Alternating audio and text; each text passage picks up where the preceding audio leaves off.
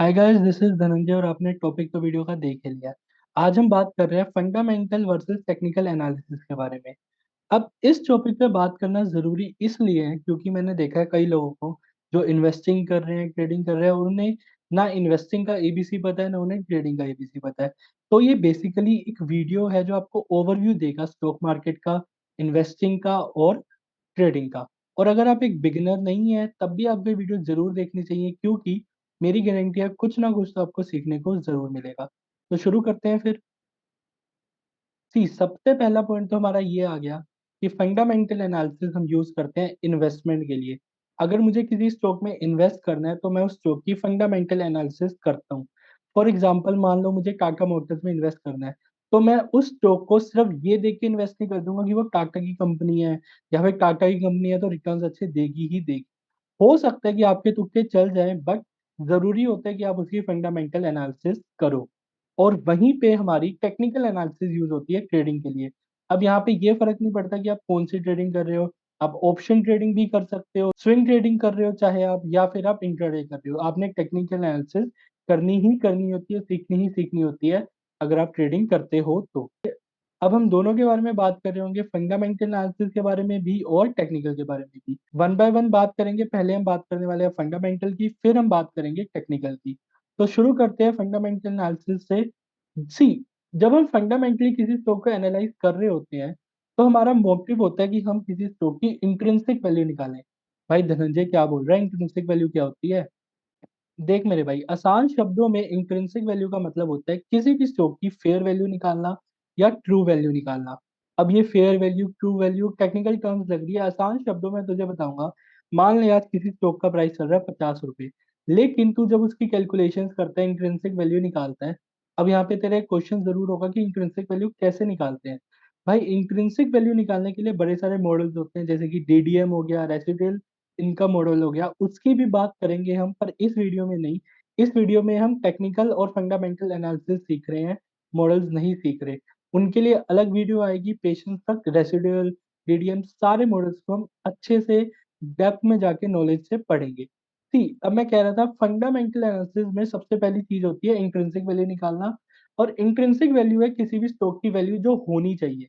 मतलब आज किसी स्टॉक का मार्केट प्राइस चल रहा है 50 रुपए, और तुझे लगता है कि भाई ये कम है, इसका तो असल में 60 होना चाहिए, 70 होना चाहिए या 100 होना चाहिए। इस चीज को कहते हैं इंट्रिंसिक वैल्यू। किसी भी स्टॉक की फेयर वैल्यू या ट्रू वैल्यू जो लगती है हमें, एजम्पशन बेस्ड ही होता है, कोई गारंटी नहीं होती, एजम्पशन बेस्ड ही होता है। इससे हमें पता लगता है कि हमें इन्वेस्ट करना है या इन्वेस्ट नहीं करना। मान ले तूने अब कोई भी मॉडल को यूज करके इंट्रिंसिक वैल्यू निकाली स्टॉक की, और वो आ रही है सीएमपी से ज्यादा। सीएमपी क्या है? Current market price. For example current market price एक स्टॉक का है 50 रुपए और उसकी इंट्रिंसिक वैल्यू आ रही है 100 रुपए। अब इसका क्या मतलब है कि आने वाले टाइम में बढ़ सकती है क्योंकि उसकी फेयर वैल्यू ट्रू वैल्यू तो 100 है। तो ये हमें एक इंडिकेशन देता है कि हाँ, यहाँ पे हम इन्वेस्टिंग करने का सोच सकते हैं। इंट्रिंसिक वैल्यू अकेला सफिशिएंट नहीं होता हमें ये बताने के लिए कि हमें इन्वेस्ट करना है या नहीं करना, बट हाँ, बहुत जरूरी फैक्टर होता है इंट्रिंसिक वैल्यू। अगर तुझे इंट्रिंसिक वैल्यू मिल गई है, तुझे एक अच्छी इंडिकेशन मिल जाती है कि मैं इन्वेस्ट कर सकता हूँ या मुझे अवॉइड करना चाहिए। अब मान लें इंट्रिंसिक वैल्यू किसी स्टॉक की सीएमपी से कम आ रही है। करंट मार्केट प्राइस है 100 रुपए लेकिन इंट्रिंसिक वैल्यू है 50। अब इसका यही मतलब है ना कि स्टॉक ओवर वैल्यूड है भाई, आने वाले टाइम पे गिर सकता है। हो सकता है इसकी ओवर वैल्यू ज्यादा ही ओवर वैल्यू हो जाए, 100 से 100 150 हो जाए, 150 से 200 हो जाए, लेकिन लॉन्ग टर्म में हमेशा ऐसे स्टॉक्स में इन्वेस्ट करना अवॉइड करना चाहिए क्योंकि उनकी फेयर वैल्यू इंट्रिंसिक वैल्यू कम आ रही है। अगर क्योंकि उनकी फेयर वैल्यू इंट्रिंसिक वैल्यू कम आ रही है अगर करंट मार्केट प्राइस से, इसका मतलब है वो स्टॉक ओवर वैल्यूड है और हमें इन्वेस्टिंग नहीं करनी चाहिए, ऐसे में अवॉइड करना चाहिए। अब फंडामेंटल एनालिसिस की तीन लेयर्स होती हैं। सबसे पहले इकोनॉमी, दूसरा इंडस्ट्री, तीसरा कंपनी। लेयर्स का मतलब हो गया कि स्टेप्स, स्टेप बाय स्टेप हम एनालिसिस करते हैं। सबसे पहले हम देखते हैं इकोनॉमी को। इकोनॉमी को देखने का मतलब हो गया तो इन जनरल देख रहे हैं कि इस वक्त क्या चल रहा है। रिसेशन तो नहीं आ गया, कोई पेंडेमिक तो नहीं आ गया, ओवरऑल मार्केट कैसा बिहेव कर रही है, मार्केट बुलिश रन में है या फिर मार्केट बियरिश रन में है। इस चीज को कहते हैं economic analysis, first layer of fundamental analysis. दूसरी है इंडस्ट्री। इंडस्ट्री का मतलब हो गया कि कोई भी कंपनी जिसमें तूने इन्वेस्ट करना है या करना करने का सोच रहा है, वो किस इंडस्ट्री में है। फॉर एग्जांपल तूने अमेजोन में या फिर टीसीएस में इन्वेस्ट करना है। अब ये दोनों आईटी सेक्टर में है। तो हम देखते हैं कि आईटी सेक्टर इस वक्त कैसा बिहेव कर रहा है। फॉर एग्जांपल आईटी सेक्टर इस वक्त डाउन है, तो एक अच्छी अपॉर्चुनिटी है कि अभी हमें डिस्काउंट मिल रहा है स्टॉक में, क्योंकि टीसीएस भी अच्छा स्टॉक है, अमेजोन भी अच्छा स्टॉक है, फंडामेंटली स्ट्रॉन्ग स्टॉक्स हैं, तो हमें एक डिस्काउंटेड प्राइस मिल रहा है, तो हम इन्वेस्ट कर सकते हैं। एंड फाइनली फंडामेंटल में हम देखते हैं कंपनी के बारे में। जो कंपनी में हमें इन्वेस्ट करना है हम उसके बारे में देख रहे होते हैं। उसमें भी हम दो तरह से एनालिसिस करते हैं, क्वालिटेटिव और क्वांटिटेटिव। उसकी हम बात करेंगे। तो ये थी बेसिकली तीन लेयर्स ऑफ फंडामेंटल एनालिसिस। और इंट्रिंसिक वैल्यू क्या होती है, इंट्रिंसिक वैल्यू से अंडर वैल्यूड और ओवर वैल्यू स्टॉक का कैसे पता लगता है। अब जैसा कि मैंने तुझे बताया भाई कि क्वालिटेटिव और क्वांटिटेटिव दो तरह की फंडामेंटल एनालिसिस होती हैं। बात करते हैं सबसे पहले क्वालिटेटिव की। क्वालिटेटिव का मतलब है, जैसे कि नाम सजेस्ट कर रहा है, क्वालिटी। जब हम स्टॉक की क्वालिटी पे फोकस करते हैं rather देन क्वांटिटी।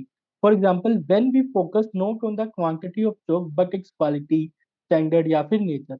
यहाँ पे हम मैथमेटिकल फैक्टर्स को नहीं इंक्लूड करते। यहाँ पे हम देखते हैं कि बिजनेस मॉडल कैसा है कंपनी का, इकोनॉमी कैसी चल रही है इस वक्त, इंडस्ट्री, जो सारी अभी हमने बात करी थी, इस चीज को कहते हैं क्वालिटेटिव फंडामेंटल एनालिसिस। और यहाँ पे हम ज्यादा मैथमेटिक्स में नहीं घुसते, ज्यादा कैलकुलेशन नहीं करते, वो चीज कर रहे होते हैं हम क्वांटिटेटिव एनालिसिस में। अब देख, क्वालिटेटिव में सबसे पहली बात होती है, हम देखते हैं कि इंटरनल अफेयर्स कंपनी के क्या है। इस चीज को जानने के बड़े तरीके होते हैं, उसके ऊपर भी अलग वीडियो आएगी। हम देखते हैं कि vision of owners in 5 years, 10 years, 15 year क्या है। मतलब 1000 करोड़ की अगर कोई कंपनी है, तो आने वाले 5 साल में वो कंपनी के ओनर्स का क्या विजन है। वो कंपनी 1000 से 10,000 करोड़ जाने वाली है, 20,000 जाने वाली है, या फिर वो ओनर्स चाहते हैं कि थोड़ा सा पैसा बना के हम कंपनी से बाहर हो जाएं। तो इस चीज को कहते हैं क्वालिटेटिव फंडामेंटल एनालिसिस। अब मैं भाई तुझे एक इंपॉर्टेंट बात बताता हूँ। जब भी मैं किसी कंपनी में इन्वेस्ट करता हूँ ना, तो मैं कुछ हिस्सेदार बन जाता हूँ उस कंपनी का। फॉर एग्जाम्पल, मतलब क्या है इस बात का, कि अगर मैंने कंपनी में 2 शेयर खरीदे, तो वो परसेंटेज निकालते हैं कि वो कितने परसेंट हो गए, और इतनी परसेंट ओनरशिप अब धनंजय की हो गई है या फिर अब आपकी हो गई है।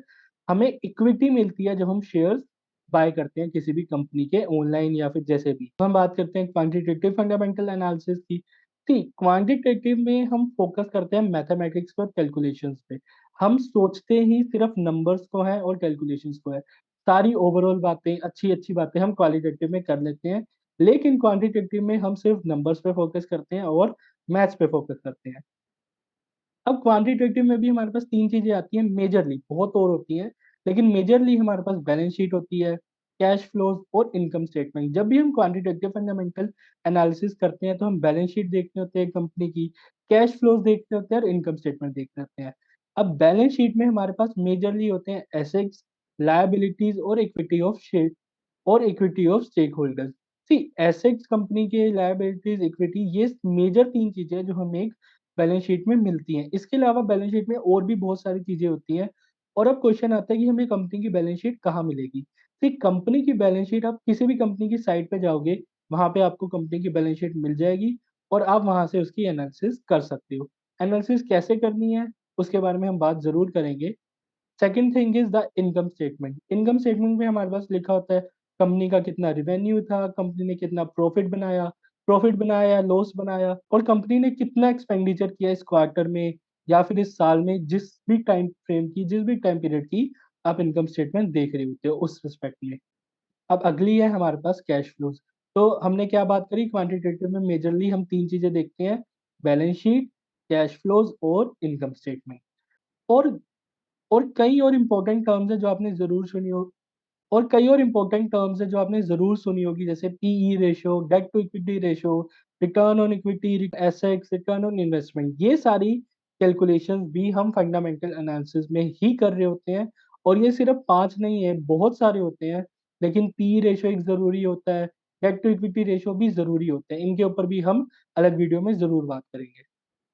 अब ये मेजरली थी हमारी फंडामेंटल एनालिसिस। हमने क्या सीखा अब तक, intrinsic value, qualitative fundamental analysis और क्वांटिटेटिव। और हमने क्वालिटेटिव क्या होती है, क्वांटिटेटिव क्या होती है, वो भी सीखा। और कुछ हमने देखे कि क्या रेशियोज होते हैं, जैसे कि P ratio, debt to equity ratio, balance statement, income statement, etcetera. अब हमारी आ जाती है टेक्निकल एनालिसिस। अब टेक्निकल एनालिसिस की क्या डेफिनेशन होती है वो तो मुझे नहीं पता, बट मेरे हिसाब से technical analysis is the art of viewing and understanding charts. जब आप चार्ट्स को देखते हो और उसे आप समझते हो ना, उस प्रोसेस को हम टेक्निकल एनालिसिस कहते हैं। अब वही टेक्निकल एनालिसिस यूज करते हैं ट्रेडर्स, जैसे कि इन्वेस्टर्स फंडामेंटल को यूज करते हैं। जैसे कि फंडामेंटल में हमारा मेन एम होता है किसी भी स्टॉक की इंट्रिंसिक वैल्यू निकालना, वैसे ही टेक्निकल में हमारा एम होता है ये पता करना कि हमने कब किसी स्टॉक को बाय करना है और कब किसी स्टॉक को सेल करना है। Right time to buy and right time to sell the stock to make profits indeed is the main motive and the main aim of technical analysis. भाई जो स्टॉक मार्केट में क्यों आया, ऑब्वियसली पैसा बनाने ही आया। तो टेक्निकल तो टेक्निक तो इस प्रोसेस में हमें पता लगता है कि कब मुझे स्टॉक को बाय करना है और कब सेल करना है, ताकि मैं पैसा बना सकूं, ताकि मैं प्रॉफिट कमा सकूं। See predicting the possible future price of stock using some already existing method या फिर टेक्निक्स। अब हमारे पास टेक्निकल एनालिसिस में बहुत सारी टेक्निक्स ऑलरेडी हैं जो मार्केट में अवेलेबल हैं, जो कि हिस्ट्री से चलती आ रही है। हम मेजरली उनका ही यूज करते हैं ताकि हम फ्यूचर में स्टॉक का क्या प्राइस होने वाला है उसको प्रिडिक्ट कर सकें और कितना ज्यादा प्रॉफिट हम कमा सकते हैं, यही एम है हमारा। अब कुछ टेक्निक्स है जैसे कि candle sticks, price action, indicators, study of trends, hedging, और बहुत सारी ऐसी टेक्निक्स हैं, बहुत सारी स्ट्रेटेजीज हैं जो लोग यूज करते हैं ट्रेडिंग करने के लिए या फिर टेक्निकल एनालिसिस। अब एक बात मैं तुम्हें और बताना चाहूंगा कि predicting the possible future price. अब इस बात का ये मतलब है कि हम पीछे पास को देख अब हम पास को देखते हैं कि पास में क्या स्टॉक का बिहेवियर था, क्या चार्ट्स में कोई पैटर्न्स बन रहे हैं, क्या कैंडल्स है, एक्सेट्रा एक्सेट्रा। उससे अब या तो ऊपर जाएगा या नीचे जाएगा। अगर तुझे लगता है कि अब आने वाले टाइम में प्राइस ऊपर जाएगा तो बाय कर, बाय लो सेल हाई, और लगता है कि अगर यहाँ से प्राइस गिर सकता है तो शॉर्ट सेलिंग करो, और जब प्राइस कम हो जाए तब बाइंग कर लो, पैसा बनाओ, बात खत्म। अब अब टेक्निकल एनालिसिस में हम, जैसे कि मैंने आपको बताया, it is the art of viewing and understanding chart. तो चार्ट्स भी हम काफी टाइम फ्रेम पे देख सकते हैं, जैसे 5 minute chart, 15 minute, hourly, 4 hour या डेली चार्ट। अब यहाँ पे चार्ट्स हमारे मंथली भी होते हैं, वीकली भी होते हैं, लेकिन जब आप ट्रेडिंग कर रहे होते हो तो मेजरली आपको 5 मिनट, 15 मिनट, आर्ली, 4 आवर या मैक्सिमम डेली चार्ट्स आप देखते हो। और मान लो आप स्विंग ट्रेडिंग कर रहे हो तो आप कई बार वीकली चार्ट्स भी देख लेते हो, लेकिन ट्रेडिंग करते हुए हम इससे ज्यादा लंबे टाइम फ्रेम्स पे, इससे ज्यादा बड़े टाइम फ्रेम्स पे नहीं जाते। अब कैंडल स्टिक्स के बारे में ओवरव्यू दूंगा। Candle stick tell us the behaviour of a stock in terms of its price in a particular time frame using OHLC. का ये मतलब है कि एक पर्टिकुलर टाइम पे स्टॉक कितने पे ओपन हुआ, कितना हाई गया, कितना लो गया, और फाइनली कितने पे क्लोज हुआ। इस सारी चीजों को कैंडल स्टिक हमें बताती है। एंड कैंडल स्टिक के भी काफी सारे पैटर्न्स होते हैं, जैसे कि हमारे सिंगल, डबल, ट्रिपल। सिंगल में हमारे हैमर हो गया, ग्रेवस्टोन डोजीज हो गए, डोजी हो गया, ये सारे सिंगल हो गए। डबल में हमारे पास एंगल्फिंग कैंडल स्टिक्स आती हैं, हमारे पास ट्वीजर बॉटम, ट्वीजर टॉप्स आते हैं। और ट्रिपल कैंडल स्टिक में हमारे पास, और ट्रिपल में हमारे पास आ जाते हैं 3 वाइट सोल्जर्स या फिर 3 ब्लैक क्रोज। ऐसे ऐसे हमारे कैंडल स्टिक के पैटर्न्स होते हैं, और ये जानने जरूरी होते हैं जब आप प्राइस एक्शन सीखते हो, जब आप टेक्निकल एनालिसिस सीखते हो। इनके ऊपर अगर आप कहोगे तो मैं एक डिटेल वीडियो भी बना दूंगा। अब प्राइस एक्शन में हम सीख रहे होते हैं ट्रेंड्स के बारे में, टेक्निक्स होती हैं, कई कई इंडिकेटर्स होते हैं जैसे कि मूविंग एवरेज, जैसे कि आरएसआई। ऐसे बहुत सारे ऐसे बहुत सारे इंडिकेटर्स होते हैं, कई लोग लेकिन कई लोग सिर्फ प्राइस एक्शन का यूज करके भी अच्छा पैसा कमा रहे हैं सालों से। कई लोग कहते हैं कि इंडिकेटर्स को मत यूज करो, कई लोग कहते हैं कि यूज करो। सी स्टॉक मार्केट में आप अकेले बैठ के ट्रेडिंग करते हो कंप्यूटर के आगे, तो आपको ये देखना है कि आपके लिए कौन सी स्ट्रेटेजी काम कर रही है। किसी के लिए हो सकता है इंडिकेटर्स काम कर रहे हो सकता है आपके लिए ना काम करे, हो सकता है आपके लिए प्राइस एक्शन काम करे, हो सकता है किसी और के लिए ना काम करे। इसलिए आपको पेशेंस रख के हर चीज की प्रैक्टिस करनी पड़ती है। पेपर ट्रेडिंग करो या फिर वर्चुअल ट्रेडिंग करो, और पता लगाओ कि ये स्ट्रेटेजी मेरे लिए काम कर रही है या नहीं काम कर रही। कर लेते हैं फंडामेंटल और टेक्निकल को। सी फंडामेंटल यूज करते हैं इन्वेस्टर्स, टेक्निकल यूज करते हैं ट्रेडर्स। फंडामेंटल का मेन एम होता है आइडेंटिफाइंग द इंट्रिंसिक वैल्यू, जबकि टेक्निकल एनालिसिस का मेन एम होता है कब हमें एंटर करना है, कब हमें एग्जिट करना है, बाइंग सेलिंग कब करनी है, ये पता लगाना। फंडामेंटल में हम पास्ट और प्रेजेंट दोनों डाटा का यूज करते हैं, और टेक्निकल में सिर्फ पास्ट डाटा का यूज करते हैं फ्यूचर को प्रेडिक्ट करने के लिए। और फंडामेंटल में काफी रेशियोज होते हैं, जैसे कि PE ratio, debt to equity ratio, जिनकी हमने बात करी थी, और इकोनॉमिक डिटेल्स हो गई, ये सारी चीजें हम यूज करते हैं और टेक्निकल में अभी हम बात करके हटे हैं candle stick, price action indicators etcetera, इन सारी चीज़ों का हम यूज़ करते हैं। की वीडियो में होप कि आपको कुछ सीखने को मिला होगा और अगर अच्छा लगा तो लाइक करो, सब्सक्राइब करके जाना क्योंकि ये सारी स्लाइड्स बनाना, फिर रिकॉर्ड करना किसी और से नहीं बनवा सकता मैं एडिटर से, खुद ही करना पड़ता है ताकि मैं आपको बता सकूँ किस फ्लो में हमें चलना है, तो काफ़ी मेहनत लगती है इसलिए 1 मिनट निकाल के सब्सक्राइब ज़रूर करना and comment if you want कि मैं कंप्लीट स्टॉक मार्केट का कोर्स बनाऊँ फ्री यूट्यूब पे from beginner to advance level जिसमें हम सारी बातें कर रहे होंगे, जिसमें हम टेक्निकल एनालिसिस की टेक्निक्स को डीप में पढ़ रहे होंगे, प्राइस एक्शन, कैंडलस्टिक हर चीज़ को अच्छे से पढ़ेंगे और एक सही सीरियल ऑर्डर में पढ़ रहे होंगे। कमेंट ज़रूर करके जाना। आज के लिए thank you so much. Guys पिछली वीडियो में हम बात करके हटे हैं व्हाट आर कैंडलस्टिक पैटर्न्स के बारे में। आज मैं आपको बताऊंगा कैंडलस्टिक पैटर्न्स असल में कितनी टाइप्स के होते हैं। सी ब्रॉडली हम इनको 3 टाइप्स में डिवाइड करते हैं, सिंगल, डुअल और ट्रिपल। अब सिंगल के कुछ एग्जांपल है हमारे hammer, inverted hammer, doji, gravestone doji, ऐसे ऐसे। और डबल कैंडलस्टिक या डुअल कैंडलस्टिक पैटर्न में हमारे आ जाते हैं engulfing candlestick pattern, dark cloud candlestick pattern, tweezer bottom candlestick pattern etcetera. और ट्रिपल कैंडलस्टिक पैटर्न में हमारे आ जाते हैं 3 व्हाइट सोल्जर्स या फिर 3 ब्लैक क्रोस। और भी बहुत सारे होते हैं और वो जानने के लिए आपको फॉलो करना पड़ेगा इवॉल्व विद धनंजय को।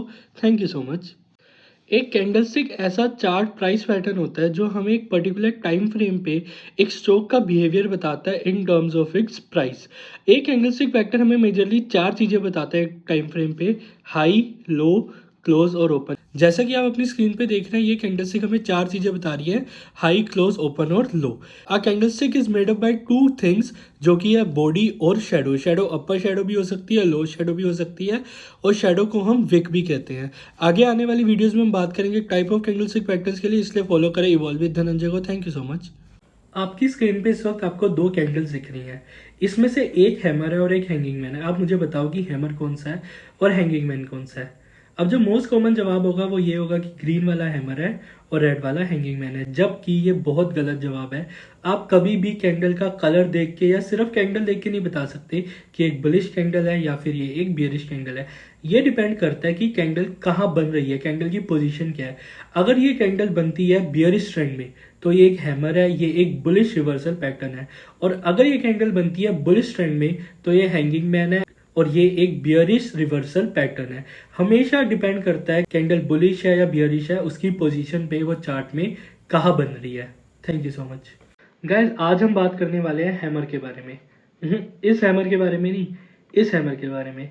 अब ये हैमर एक बुलिश रिवर्सल पैटर्न है और ये बनता है एक बियरिश ट्रेंड में।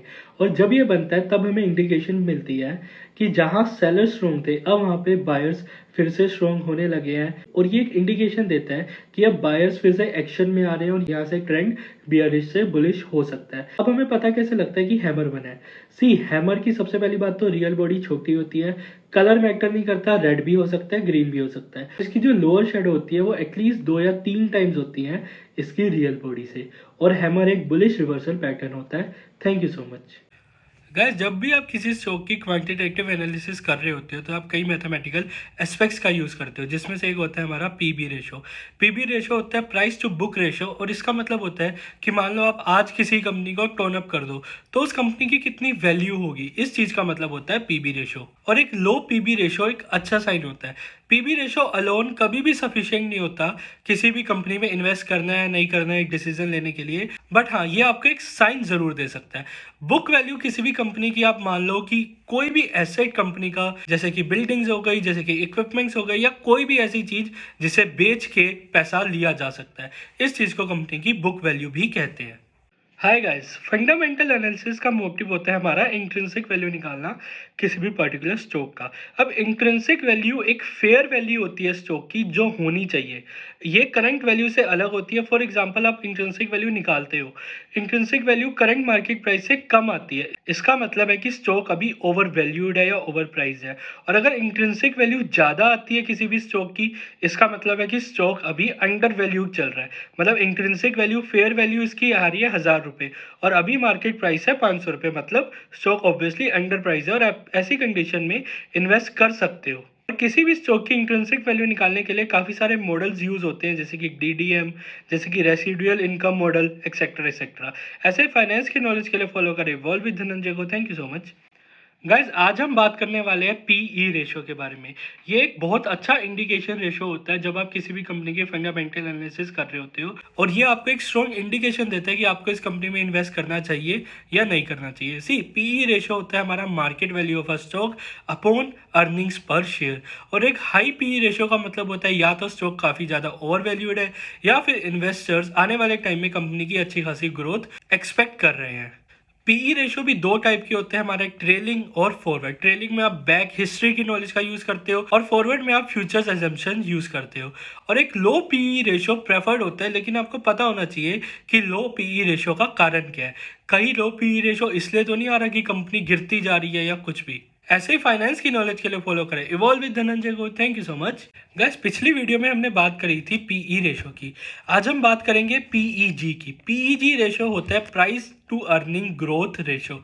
अब इस बात का मतलब होता है कि ये एक तरह से आप लगा लो कि पी रेशो की एक एडवांसमेंट है। इसका फॉर्मूला होता है, पहली बात तो P by E divided by EPS growth. अगर इसकी वैल्यू लेस देन 1 आ रही होती है तो आपके लिए काफी अच्छा इंडिकेशन होता है कि आप किसी कंपनी में इन्वेस्ट कर सकते हो। इसकी वैल्यू लेस देन 1 आने का ये मतलब होता है कि इस टाइम पे उस स्टॉक की वैल्यू काफ़ी ज़्यादा अंडर वैल्यूड चल रही है, और आने वाले टाइम पे ऑब्वियसली बढ़ सकती है क्योंकि इंट्रिंसिक वैल्यू इसकी ज़्यादा है। इसलिए आपको एक अच्छा इंडिकेशन देता है। ऐसे फाइनेंस की नॉलेज के लिए फॉलो करें इवॉल्व विद धनंजय को। Thank you so much guys. Normal markets में भी किसी भी चीज़ का प्राइस डिटरमाइन करता है दो चीज़ों के ऊपर, डिमांड और सप्लाई। और वैसा ही होता है हमारे स्टॉक मार्केट में। किसी भी स्टॉक का प्राइस डिटरमाइन करता है उसकी डिमांड और सप्लाई पे। अगर डिमांड ज़्यादा है और सप्लाई कम है, इसका मतलब है बायर्स ज़्यादा है और सेलर्स कम है, तो ऑब्वियस सी बात है उस स्टॉक का प्राइस इंक्रीज होगा। और अगर डिमांड कम है, सप्लाई ज़्यादा है, मतलब बायर्स तो है नहीं मार्केट में, सेलर्स बहुत ज़्यादा है, तो ऐसी कंडीशन में सेलर्स कम प्राइस पे भी अपना स्टॉक बेचने के लिए तैयार हो जाते हैं, और ऐसे में स्टॉक का प्राइस डिक्रीज करता है। ऐसे इन्वेस्टमेंट और स्टॉक मार्केट की नॉलेज के लिए फॉलो करें इवॉल्व विद धनंजय को। Thank you so much. अगर आप स्टॉक मार्केट में ट्रेडिंग करते हैं तो आपने प्राइस एक्शन स्ट्रेटेजी के बारे में ज़रूर सुना होगा। अब प्राइस एक्शन क्या होता है ये जानने से पहले आपको पता होना चाहिए कि ट्रेंड्स क्या होते हैं। सी, ट्रेंड मेजरली तीन टाइप के होते हैं, अपवर्ड, डाउनवर्ड और साइडवेज ट्रेंड। एक अपवर्ड ट्रेंड वो होता है जब मार्केट जिगजैग मूवमेंट करते हुए ऊपर की तरफ जाती है। एक डाउनवर्ड ट्रेंड वो होता है जब मार्केट जिगजैग मूवमेंट करते हुए नीचे की तरफ जाती है। और एक साइडवेज ट्रेंड वो होता है जब मार्केट दो पर्टिकुलर लेवल में रेजिस्टेंस और सपोर्ट में जिगजैग मूवमेंट करती रहती है, जैसे कि आपने अपनी स्क्रीन पे देखा। अब ऐसे इन्वेस्टमेंट और स्टॉक मार्केट की नॉलेज के लिए फॉलो करें इवॉल्व विद धनंजय को। Thank you so much.